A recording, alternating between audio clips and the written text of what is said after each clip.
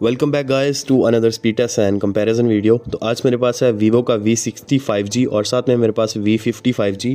तो आज हम इन दोनों ही फ़ोन्स का डिटेल में कंपैरिजन करेंगे, देखेंगे क्या कुछ अपग्रेड हुआ है दोनों ही फ़ोन्स में, क्या कि कुछ तब्दीलियाँ की गई हैं। तो जल्दी से मेरे अगर आप चैनल पर नए हो तो इसको सब्सक्राइब कर लो ताकि इस तरह की और वीडियोज़ और अपडेट्स जो हैं वो सबसे पहले आपको देखने को मिलती रहें। तो दोनों ही फ़ोन को मैं बूटअप कर लेता हूँ। रैम और वेरिएंट दोनों 512 GB वाले हैं, 512 वाले हैं।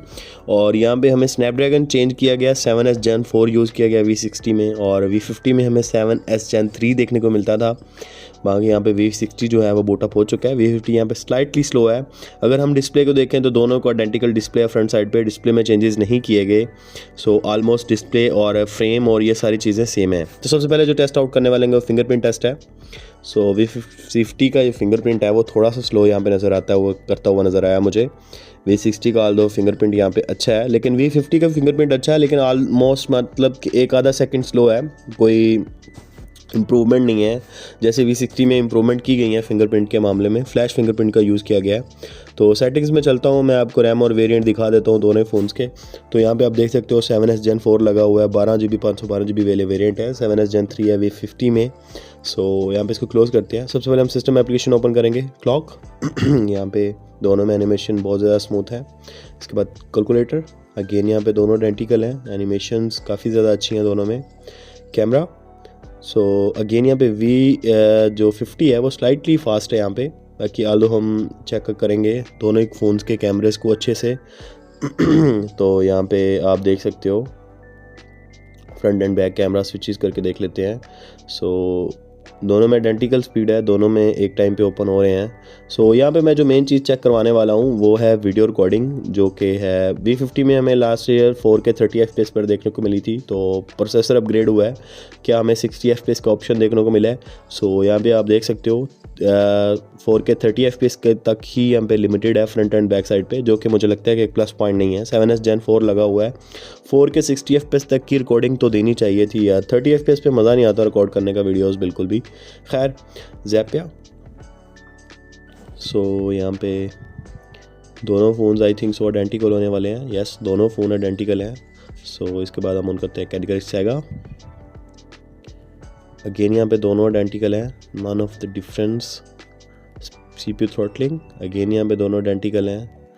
मूवी बॉक्स, अगेन यहाँ पे दोनों आइडेंटिकल हैं। इसके बाद ऑन करते हैं फेसबुक। सो अगेन यहाँ पे V60 जो है वो स्लाइटली फास्टर है। इसके बाद मैं ऑन कर लेता हूँ GTA San Andreas। सो यहाँ पे V50 यहाँ पे स्लाइटली स्लो नज़र आता हुआ नज़र आया मुझे। और यहाँ पे देखें ये स्टक होगी गेम इसमें V60 में, आई थिंक सो ये बग है कोई। इसको मैं क्लोज़ करके दोबारा ऑन कर लेता हूँ।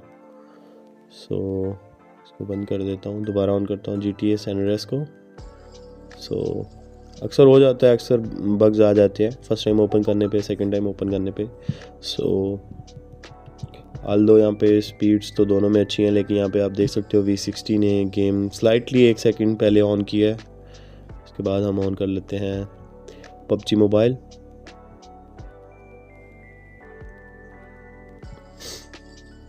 सो अगेन यहाँ पे V60 स्लाइटली हेड है। सो यहाँ पे इम्प्रूवमेंट तो की गई है 7S Gen 4 में। सो द्रास, अगेन यहाँ पे दोनों आइडेंटिकल हैं। और इंस्टाग्राम, अगेन यहाँ पे V60 स्लाइटली हेड है। टेम्पल रन, सो यहाँ पे again I think so V50 यहाँ पे स्लाइटली फास्ट है right now. V60 slightly slow है, ऑप्टिमाइजेशन की ज़रूरत है क्योंकि 7S जो 4 है वो नया प्रोसेसर है, तो काफ़ी ज़्यादा इम्प्रूवमेंट की ज़रूरत पड़ेगी अभी। सो अगेन यहाँ पे V60 और सेकंड यहाँ पे V50 मिली सेकेंड्स का डिले है। अगेन यहाँ पे दोनों आइडेंटिकल हैं स्नैपचैट में। इसके बाद स्पॉटिफाई, अगेन यहाँ पे V60 स्लाइटली हेड है। सो इसके बाद VN ऑन करते हैं, अगेन यहाँ पे V60। सो यहाँ पे अभी हम एक टेस्ट रन आउट करेंगे जिसको हम CPU थ्रोटलिंग टेस्ट भी कहते हैं। ये ऑलमोस्ट 1.5 मिनट का होगा, तो आप इस पे स्कोर्स, CPU थ्रोटलिंग और सारी चीज़ें आराम से बैठ के देख सकते हो।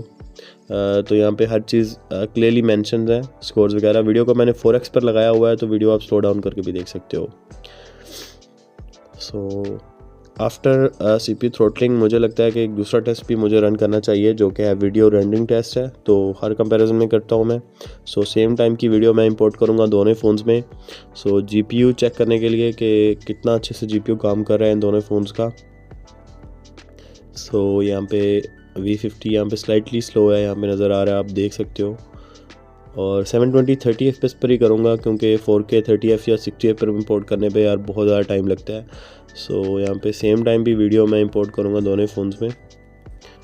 तो फ़िलहाल तो यहाँ पे V50 लीड ले रहा है। स्टार्टिंग में आप देख सकते हो 10-12 की लीड है, 6-7 पॉइंट्स आ गया है। लेकिन V60 यहाँ पे काफ़ी ज़्यादा स्लो है, लेकिन अभी मुझे लगता है कि इसने भी स्पीड पकड़ लिया है। तो जो सवाल होता है कि आपको इन दोनों फ़ोन्स में से कौन सा लेना चाहिए और क्यों लेना चाहिए, तो मेरे ख्याल से अगर आपके पास V50 ऑलरेडी है तो आपको अपग्रेड करने की ज़रूरत नहीं है। आपको डिस्प्ले सेम देखने को मिल रहा है, प्रोसेसर ऑलमोस्ट सेम है, कोई थोड़े बहुत ट्वीक्स किए गए हैं जैसे हीलियो G100 G200 का, वैसा ही यहाँ पे हिसाब लगा सकते हो।